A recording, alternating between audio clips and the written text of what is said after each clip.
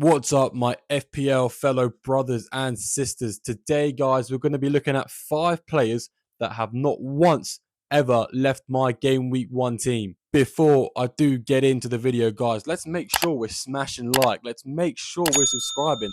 I'm trying to hit 1,000 before the end of the season. Also, join that mini league. Now, you may be wondering, what value do you get out of knowing the 5 players that have never left my Game Week 1 team? And to be honest, I don't know. I mean, I guess you get what I perceive as must-own players. Players who I would pay even an extra 0.5 or an extra 1 mil for just to get them into my team. That's how crucial I believe they are. Now, that being said, the first player I'm putting in my team is someone I would not pay extra for. It's Haaland.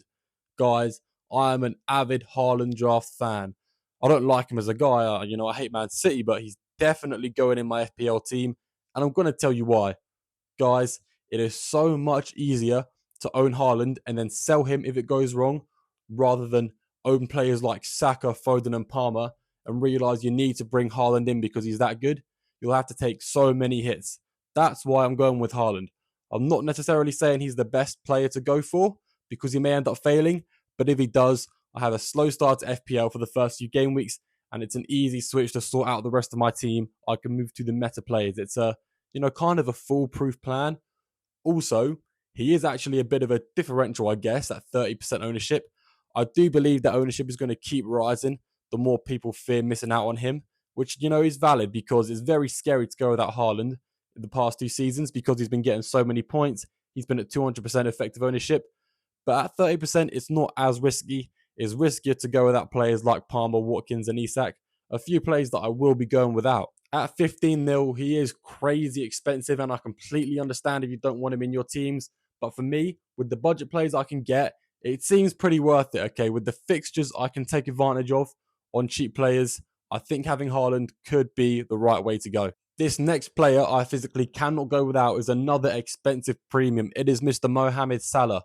That pretty much takes up over a quarter of my budget already, but at the same time, these two have never left my draft. I mean, sure, I've tested what my team could look like without it, but I've not been happy with the result once. So every single one of my Game Week 1 drafts have been Haaland plus Salah.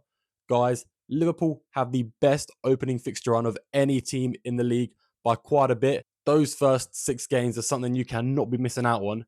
And with Salah having 7 200 plus point seasons in a row, why would you want to go without him? You can't cover him with anyone else. Sure, you can have Trent. Sure, you can have a Liverpool attacker, but none of them are going to be Salah. And his ownership is also going to rise quite a bit. Him and Haaland are pretty much neck and neck on ownership at the moment, both under 40%. And I just cannot see why some people would make a Game Week 1 draft without at least one of these guys. Captaincy is too important of a thing in this game to not have Haaland or Salah. If you're running around with Saka, Palmer as your captains each game week, sure, it'll work some weeks, but there's a reason they're not costing 12.5 mil. There's a reason they're not 15 mil. It's because the captaincy value you get on Salah, the captaincy value you get on Haaland is way too much to ignore. That is why I have not ignored Salah, and he's been in every single one of my game week drafts so far. Guys, let me know what you think of a Haaland plus Salah draft. Is it foolish, or am I doing the right thing here? Feel free to let me know. Feel free to disagree. Now, out of the next 3 players I'm about to name, 2 of them have less than 10% ownership. The first one I'll be talking about is Sanchez from Chelsea. Now, he's not confirmed to definitely be the starting Chelsea goalkeeper next season, but we'll find out before the first game week who's actually going to be starting in goal, and that is the 4.5 Chelsea keeper I'll move to. If Chelsea's new goalkeeper ends up being more than 4.5 mil, I will completely abandon ship and jump to a Forest keeper. But while the potential starting Chelsea goalkeeper is at 4.5 mil, there is absolutely no way I can ignore him.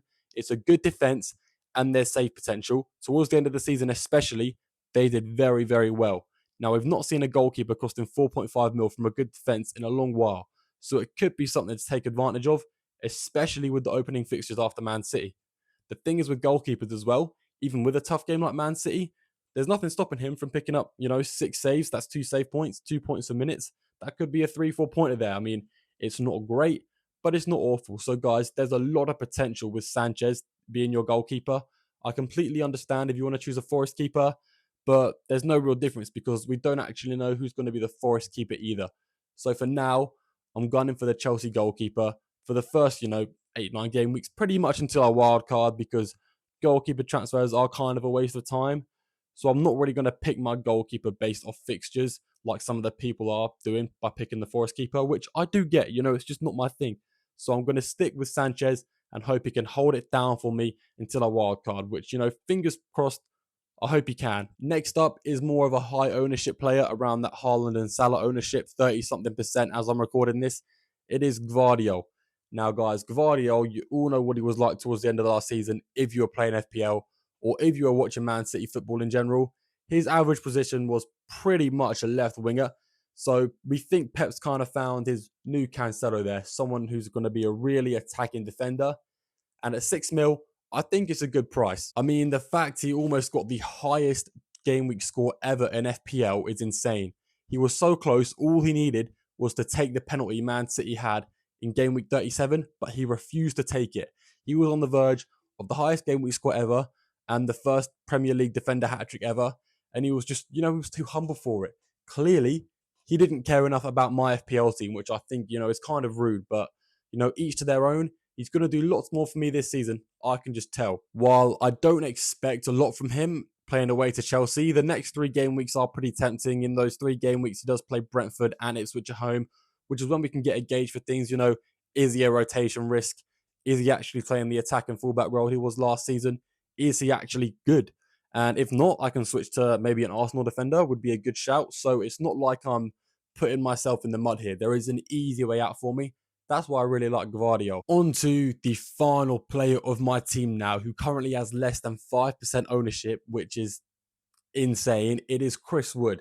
Now, I've been on Chris Wood since the game launched. Guys, from game week 19 to game week 38, he was second for expected non-penalty goals behind Erling Haaland.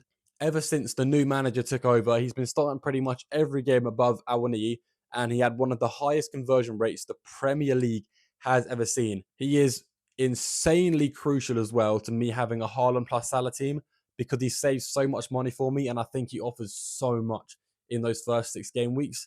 And if it turns out he's not guaranteed starting minutes like he was towards the end of last season, I can easily go to Muniz instead, who is also 6 mil. I mean, those first 3 game weeks are just so tempting. Bournemouth home, Southampton away, Wolves home. That's 3 fixtures he could bag a goal in. I feel like a lot of people are scared of picking Chris Wood just because he's aging a bit, but that doesn't really make sense. If he's getting the expected goals and he's getting the minutes and he's got the easy fixtures, you just got to pick him. It's not like in the few months he's had off, he's going to become the worst player ever. So guys, please at least make sure you're thinking about Chris Wood, thinking of a way to get him in your team, because I'm a huge fan of him from an FPL standpoint.